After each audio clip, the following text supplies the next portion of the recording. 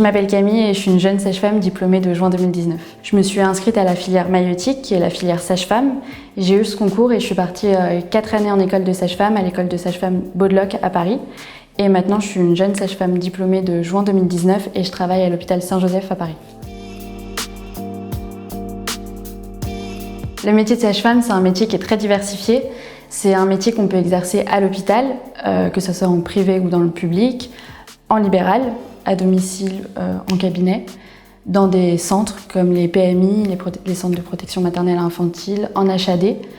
Et on s'occupe des femmes pendant la grossesse, au moment de l'accouchement, après l'accouchement, on fait aussi le suivi gynécologique de la femme. Les premiers mois comme sage-femme, c'est le moment où on se rend compte qu'on est vraiment autonome, qu'on a nos propres patientes, qu'on a nos responsabilités. Et aussi, il faut s'habituer au changement de statut. Par exemple, moi, je me présente parfois encore en disant que je suis Camille, étudiante sage-femme. Je vais dire, je suis Camille, la sage-femme. Et c'est super, en fait, c'est nos patientes, nos responsabilités.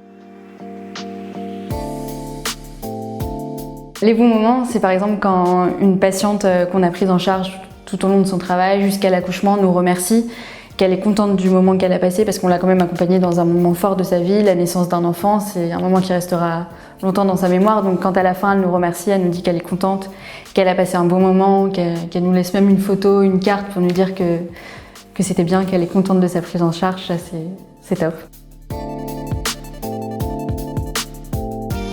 Ce qui est cool avec le métier de sage-femme, c'est que c'est vraiment un métier qui est hyper diversifié. On s'occupe de la femme à plein de moments de la grossesse, de l'accouchement, des suites de couches.